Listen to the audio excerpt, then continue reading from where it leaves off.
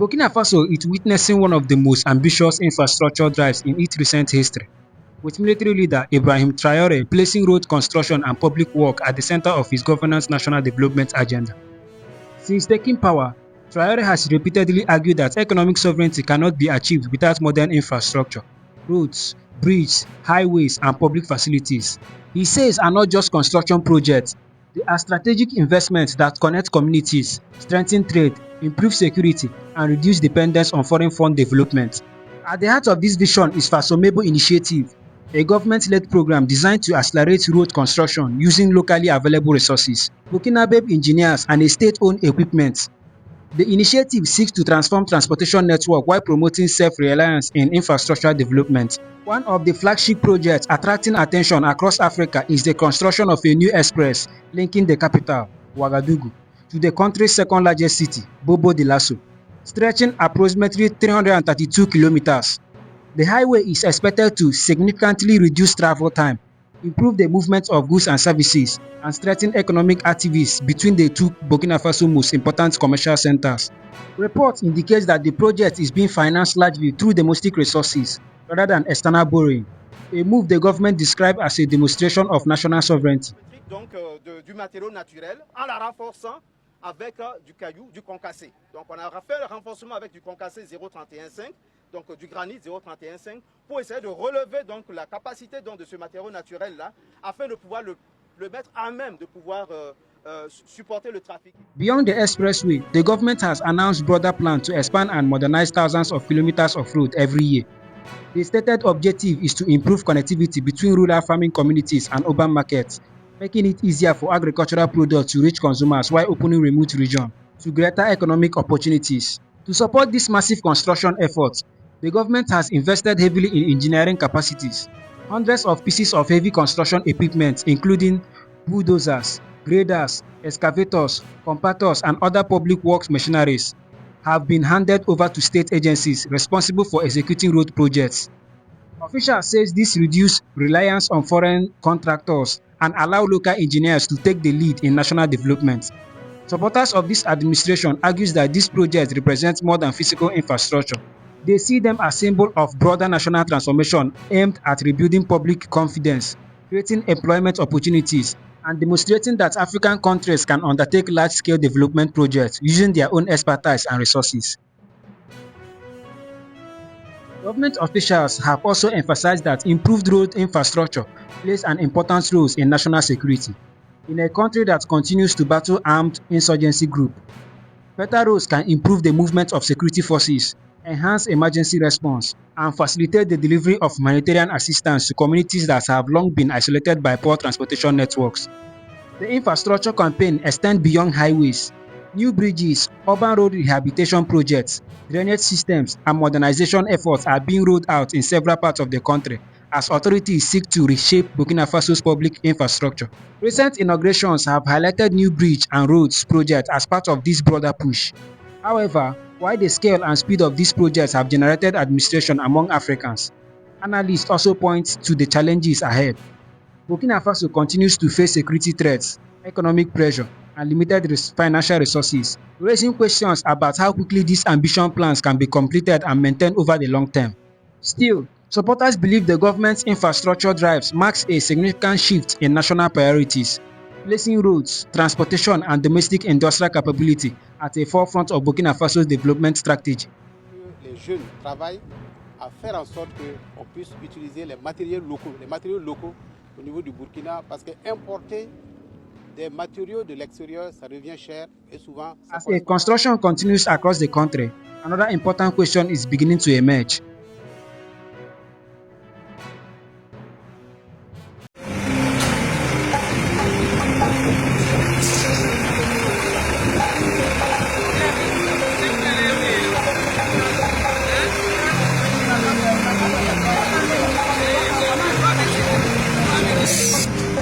What makes this story impossible to ignore is not simply the number of roads being built, but the speed at which the projects are unfolding under circumstances many experts once considered nearly impossible. Remember, Burkina Faso is not undertaking this infrastructural campaign during a period of peace or economic stability. The country continues to face persistent attacks from armed insurgents groups, a fragile economy, international sanctions from some regional bodies in the past, and reduced cooperation with several Western partners. Yet, despite these challenges, bulldozers continue to move, concrete continues to be poured, surveyors remains in the field. Construction crews continues working across multiple regions, sending a powerful message that the government intends to pursue development even while confronting one of the most difficult security crises in the country history. For many Burkina citizens, this has become more than a public work program. It has become a symbol of resilience. In rural communities that have waited decades for paved roads, residents are beginning to witness machineries arriving where promises once ended. Roads that were nearly impassable during rainy season are gradually being upgraded, potentially improving access to schools, hospitals, markets, and government service. The economic implications are equally significant. Poor road infrastructure has long been one of the greatest barriers to growth in Burkina Faso. Farmers often lose valuable produce because transportation is slow and unreliable. Businesses spend more on fuel, vehicle maintenance, and logistics. Investors hesitate to establish industries in regions that lack independable transport links. The government believes that every kilometers of newly paved road could reduce transportation costs, encourage domestic trade, attract manufacturing, and stimulate job creation.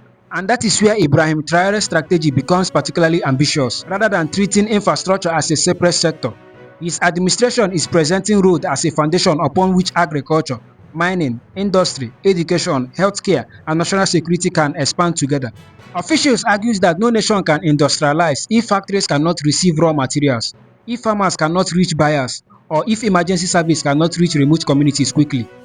At that same time, the government has intensified efforts to encourage local production of construction materials whenever possible, reducing dependence on imports while creating employment for Burkinabe workers. Training programs for engineers, technicians, and equipment operators have also gained together attention as authorities seek to build a workforce capable of sustaining long-term infrastructural development. The administration has repeatedly framed this project as part of a broader vision of economic independence. According to the government statement, borrowing heavily from foreign institutions is not the preferred path. Instead, Burkina Faso aims to finance as much of its infrastructure as possible through domestic revenues, improved tax collection, and greater control over national resources. Supporters says this represents a historic departure from decades in which many African governments rely extensively on external loans to finance major development projects. Critics, however, question whether domestic resources alone will be sufficient to sustain such an ambitious pace of construction over many years, particularly while military spending remains highly because of ongoing security operations. Audace était méritée et leur mission est que nous puissions donc accompagner cette reconquête-là. Even so, images emerging from across Burkina Faso continues to capture public attention. Newly graded highways stretch across the countryside, heavy equipment operating around the clock, bridges taking shape over rivers, and road crews working under intense Sahel sun. Across social media, many Africans have described this scene as evidence of what determined leadership can achieve. Others urge caution, arguing that the true measure of success will depend not only on announcing projects, but on completing them to a high standard, maintaining them over time, and ensuring that the benefits reach ordinary citizens. As expectation continues to rise, the pressure on Ibrahim Traore government is also growing because every new road that opens creates another expectations. Every completed bridge raises demands for another. Every promises of transformation invites even greater scrutiny for supporters, critics, neighboring countries, and the international community alike. And as Burkina Faso races to reshape its future through one of the most ambitious infrastructure campaigns in West Africa.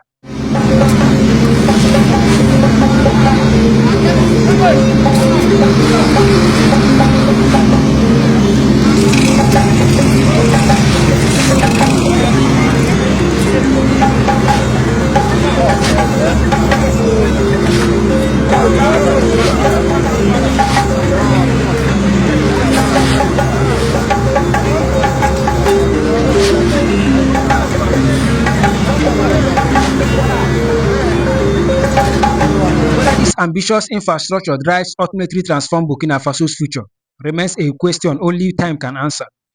For supporters, the roads, bridges, and public works rising across the country represent more than concrete and asphalt.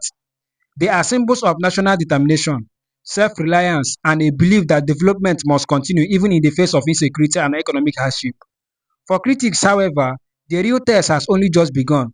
The argument that long-term success of these projects will depend on consistent funding, proper maintenance, transparency, and whether ordinary Burkinabe citizens experiencing long and lasting improvements in their daily lives. What cannot be denied is that Burkina Faso has become one of the most closely watched countries in Africa. Under Captain Ibrahim Traoré leadership, every new highway, every completed bridge, and every construction site is being viewed not only as an infrastructure project, but as part of a larger debate about governance sovereignty and African path towards development. As the machineries continues to roll and the nation presses ahead with its bold vision, the world will be watching closely to see whether these promises translate into lasting progress for generations to come. Thank you for watching. Stay informed, stay engaged, and we will continue bringing you the stories shaping Africa and the world.